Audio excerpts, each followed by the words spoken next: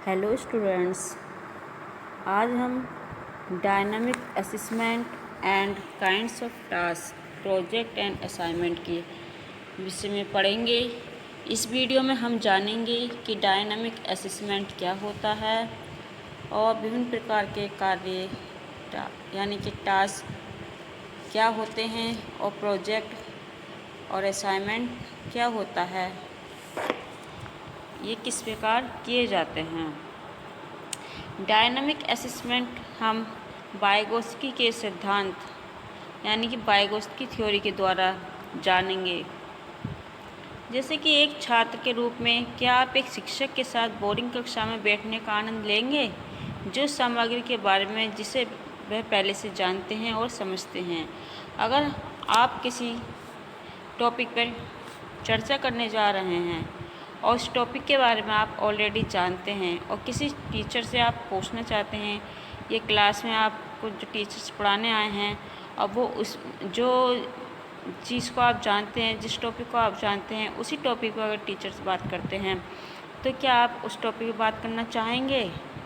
क्या आप जो इंटरेस्ट सोचेंगे कि हम टीचर के साथ बात करेंगे तो हमें इंटरेस्ट आएगा बैठने में, हमें नया ज्ञान प्राप्त होगा। अगर आपको नया ज्ञान प्राप्त ना हो और वही पुरानी चीज़ बताई जाए तो क्या हो जाता है कि क्लास बोरिंग सी लगने लगती है और बच्चे उसमें इंटरेस्ट लेना छोड़ देते हैं। जबकि हमें जिस टॉपिक को हम बताने जा रहे हैं उसका teaching method, teaching material, TLM, जो भी चीज़ है जिसके थ्रू हम पढ़ाने जा रहे हैं, ऐसा होना चाहिए कि जो बच्चे को इंटरेस्ट करे और बच्चा उसको बहुत ध्यान से सुने। शिक्षक गतिशील मूल्यांकन का लगातार उपयोग करके दोनों परिदृश्यों से बचने का हर संभव प्रयास करते हैं। यानी कि टीचर जो हैं वो डायनामिक मूल्यांकन यानी कि एवोल्यूशन करते रहते हैं और ये निर्धारित करने के लिए कि प्रत्येक छात्र की सीखने की ज़रूरत क्या होती है। हम जब बच्चे को पढ़ाते हैं तो हम ये देखते हैं कि बच्चे को हम जो पढ़ा रहे हैं वो बच्चा उसे ध्यानपूर्वक सुन रहा है या नहीं, सीख भी रहा है या नहीं। इसके लिए हमें ज़रूरी है कि बच्चे के पास जाएं, बच्चे से पूछें, बच्चे के पूरा उसके बारे में जानें कि बच्चा क्या चाहता है, वो कैसे पढ़ना चाहता है, वो कौन से टीचिंग मेथड को लाइक करता है। उसके बाद ही हम अपना टॉपिक स्टार्ट करें। गतिशील मूल्यांकन शिक्षा के लेव वाइगोत्स्की के सिद्धांत का एक हिस्सा है। वाइगोत्स्की के अनुसार छात्र सीखते हैं कि जब वे समीपत प्रकाश के अपने क्षेत्र में हों तो हम ZPD के रूप में क्या जानेंगे, कैसे समझेंगे कि एक डायनामिक मूल्यांकन या डायनामिक असेसमेंट क्या है। इस सिद्धांत में कहा गया है कि 3 क्षेत्र हैं। एक जोन में ऐसी जानकारी होती है जो छात्र को पहले ही महारत हासिल कर लेता है और अपने दम पर करने में सक्षम होता है। यानी कि जो उसका एक फील्ड है वो फील्ड ऐसा होता है जिसके बारे में वो स्टूडेंट जानता होता है और उस पर उसकी अच्छी पकड़ होती है और वो कुछ भी कार्य करने के लिए एक सक्षम होता है। दूसरे क्षेत्र जानकारी के लिए जिसे छात्र शिक्षक की सहायता से ये संकेत के साथ समझ सकता है। जो दूसरा क्षेत्र होता है उसमें उसे जो छात्र है उसे शिक्षक की आवश्यकता पड़ती है और वह शिक्षक के साथ लेकर वो सीखता है। तीसरे और अंतिम क्षेत्र में छात्र के मौजूदा स्तर के बाहर की जानकारी होती है, यहाँ तक कि सहायता के साथ भी। यानी कि तीसरा जो क्षेत्र है उसमें बच्चा बाहर के जो बाहरी क्षेत्र है, बाहरी दुनिया है, उसके बारे में जानकारी ग्रहण करता है और जानकारी लेना चाहता है। वाइगोत्स्की ने दूसरे क्षेत्र को कहा कि जहाँ छात्र सहायता के साथ जानकारी को समझ सकते हैं, छात्र का ZPD होता है। ZPD को हम समीपस्थ प्रकाश के नाम से भी जानते हैं। ये क्षेत्र के भीतर की है कि सीखने में जगह मिलती है और लक्ष्य उस क्षेत्र को आगे बढ़ाने के लिए होते हैं। यानी कि हम जो सीख रहे हैं उसके लिए पहले हमें लक्ष्य होना चाहिए। जब हमारा कोई लक्ष्य निर्धारित है तभी किसी कार्य को सीख सकते हैं, उसको कर सकते हैं। डायनामिक मूल्यांकन प्रशिक्षक को ये समझने में सहायता करता है कि छात्र की ZPD कहाँ है। यानी कि जो छात्र सीख रहा है वो सही प्रकार से सीख भी रहा है या नहीं सीख रहा है।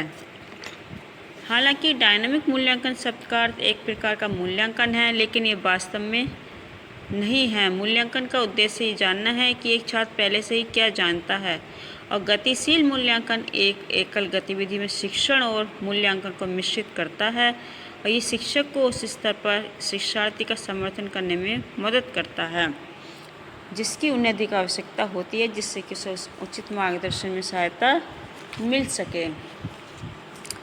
डायनामिक मूल्यांकन एक प्रकार का इंटरैक्टिव मूल्यांकन है जिसका उपयोग शिक्षा और सहायक व्यवसाय में किया जाता है। गतिशील मूल्यांकन विकासात्मक मनोवैज्ञानिक लेव वाइगोत्स्की द्वारा किए गए शोध का एक उत्पाद है, और ये बच्चे की सीखने की क्षमता के साथ साथ उसके कौशल को भी पहचानता है। यानी कि जो लेव वाइगोत्स्की की जो थ्योरी है उसमें बच्चे के सारे पहलू को देखा जाता है, और ये देखा जाता है बच्चा कैसे सीखना चाहता है, वो कैसे सीखता है, उसकी सीखने की कैपेसिटी कितनी है। परीक्षक मूल्यांकन की राशि और प्रकृति के लिए गतिशील मूल्यांकन प्रक्रिया का लेखा जोखा होता है, और ये अत्यधिक इंटरैक्टिव और प्रक्रिया उन्मुख है। ये शिक्षकों, मनोवैज्ञानिकों, भाषण और भाषा रोगविदों के बीच लोकप्रिय है।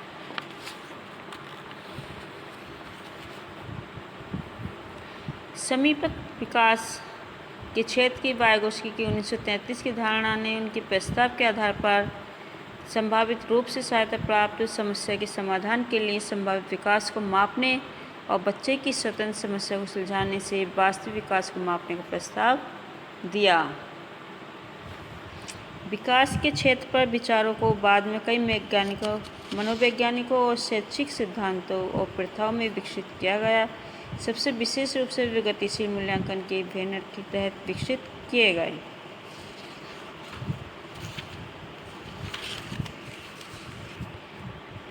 इस प्रकार हमने जाना कि डायनामिक असेसमेंट या डायनामिक मूल्यांकन क्या होता है और उसको किस प्रकार किया जाता है। डायनामिक मूल्यांकन में बच्चे के सारे पहलुओं पर नज़र डाली जाती है, सारे पहलुओं को देखा जाता है, और वह देखा जाता है कि बच्चा कितने गतिशील है किसी काम को करने के लिए, उसमें कितनी इंटरेस्ट है, कितनी वो रुचि ले रहा है और कितने अच्छे से वो कार्य कर रहा है। अब आता है प्रोजेक्ट आधारित मूल्यांकन। प्रोजेक्ट आधारित मूल्यांकन में परियोजना आधारित मूल्यांकन तकनीकों का उपयोग शिक्षा पाठ्यक्रम के भीतर बढ़ता रहा है, क्योंकि पारंपरिक परीक्षण अनुप्रयोगों से संसाधन और अवधारणाएं विकसित हुई हैं। मानक पाठ्यक्रम सामग्री के पूरक के लिए परियोजना आधारित सीखने के अलावा छात्र की समग्र सीखने की प्रक्रिया का व्यापक मूल्य हो सकता है। अक्सर पाठ्य योजनाओं के प्रोजेक्ट आधारित घटक छात्रों के लिए अवधारणाओं को भरोसेमंद बनाने में मदद कर सकते हैं। परियोजना आधारित मूल्यांकन में संकलित असाइनमेंट भी शिक्षकों के लिए एक तकनीकी विकल्प है। यानी कि टीचर्स क्या करते हैं कि छात्रों को प्रोजेक्ट देते हैं और असाइनमेंट देते हैं, और फिर देखते हैं कि बच्चे ने उसको कितने अच्छे से किया है। जो प्रोजेक्ट दिया है वो जिस तरीके से कराना चाहते थे उनके मेथड से किया है या नहीं किया है। जो छात्रों को उनके पाठ्यक्रम कार्य के साथ रचनात्मक, विविध और प्रामाणिक होने की क्षमता की समीक्षा करने और कक्षा के समय सीमा के दौरान प्राप्त अनुभव की तलाश में हैं। अध्ययन कौशल और कार्यपत्रकों और पाठ्य योजनाओं के पूरा होने से बहुत कुछ सीखने को निर्देशित किया जाता है, और किसी विषय की समझ के स्तर को निर्धारित करने के लिए अतिरिक्त मूल्यांकन तकनीकों को लागू करने की शिक्षकों की क्षमता किसी छात्र के समग्र विकास के लिए अत्यधिक लाभदायक हो सकती है। जब बच्चे को जो प्रोजेक्ट वर्क दिया जाता है और असाइनमेंट दिए जाते हैं, जब बच्चा करके लाता है और उसको अच्छे से करके लाता है तो उसमें क्रिएटिविटी उत्पन्न हो जाती है, और वो और अच्छे से कार्य कर सके इसलिए और उसे प्रोजेक्ट दिए जाते हैं, और उसको उसकी ही देखा जाता है कि वो कितना IQ है इसका, कितने अच्छे से कर रहा है, उसी के बेस पर उसको आगे बढ़ाया जाता है। प्रभावी रूप से परियोजना आधारित आकलन का उपयोग। प्रोजेक्ट आधारित आकलन छात्रों के उच्चतर क्रम सोच कौशल उपयोग करने और मापने का एक अवसर है। यानी कि जो प्रोजेक्ट कार्य उन्हें दिया जाता है, जो असाइनमेंट दिए जाते हैं, उससे उनकी एक सोच डेवलप होती है, एक स्किल डेवलप होती है, जिससे कि हम उसका इवोल्यूशन करने का हमें एक अवसर प्रदान होता है। एक परियोजना आधारित मूल्यांकन एक संचयी परियोजना में शामिल किए जाने के लिए बहुआयामी कौशल लागू करेगा। यानी जब हम प्रोजेक्ट देते हैं तो उसमें हम अलग अलग स्किल का यूज़ करते हैं, ज़्यादा से ज़्यादा स्किल्स का यूज़ करते हैं, जिससे कि बच्चा और ज़्यादा अच्छे से करना सीख जाए। ये ग्रेडिंग अवधि के अंत में एक विलक्षण परियोजना हो सकती है। इसे मार्किंग अवधि के दौरान निर्दिष्ट अंतराल पर किया जाता है। यानी कि जब बच्चा जितने प्रोजेक्ट उसको दिए जाते हैं, असाइनमेंट दिए जाते हैं, जब वो कर लेता है फिर उसकी एक ग्रेडिंग की जाती है। एक जो हमने क्राइटेरिया फिक्स किया होता है उसकी बेस पर उसकी मार्किंग करते हैं। यानी कि इससे हमें यही जो आशय है, कहने का अर्थ है कि पाठ्य योजनाओं, शिक्षक कार्य पत्रकों और किसी भी अतिरिक्त शिक्षक संसाधनों को शामिल करने के लिए परियोजना आधारित मूल्यांकन को डिजाइन करना अंततः सीख गया है। और फिर लास्ट में क्या होता है कि बच्चा को जो प्रोजेक्ट कार्य दिया गया है वो अच्छे से करना सीख जाता है, उसमें उसको डिजाइनिंग करनी भी आ जाती है और छात्र द्वारा लागू किया जा सकता है। और जब उसको प्रोजेक्ट को कंप्लीट कर लेता है तो फिर और दूसरे के लिए वो एक मॉडल के रूप में कार्य करता है। प्रोजेक्ट आधारित मूल्यांकन के लिए मानदंड एक शिक्षक के रूप में विशिष्ट सामान्य हो सकती हैं। एक फील्ड ट्रिप जो पाठ्यक्रम के काम संबंधित है, यानी कि कुछ जो प्रोजेक्ट होते हैं वो फील्ड टाइप के होते हैं, उनको फील्ड पर ले जाया जाता है और फिर तब काम कराया जाता है। एक परियोजना आधारित असाइनमेंट भी होता है, लेकिन मूल्यांकन के अवसर के रूप में इसकी प्रभावशीलता को अधिक प्रत्यक्ष संबंध की आवश्यकता होगी।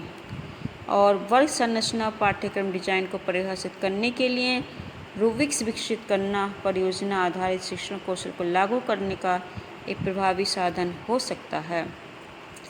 वर्कशीट सेमेस्टर के दौरान पूरी प्रक्रिया के दौरान एक छात्र को मार्गदर्शन करने में मदद कर सकती है।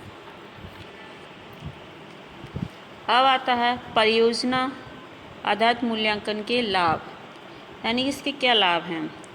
परियोजना आधारित आकलन के कुछ लाभों में उद्योग अनुप्रयोग के साथ विषय से संबंध के समग्र सहूलियत बिंदु शामिल हैं।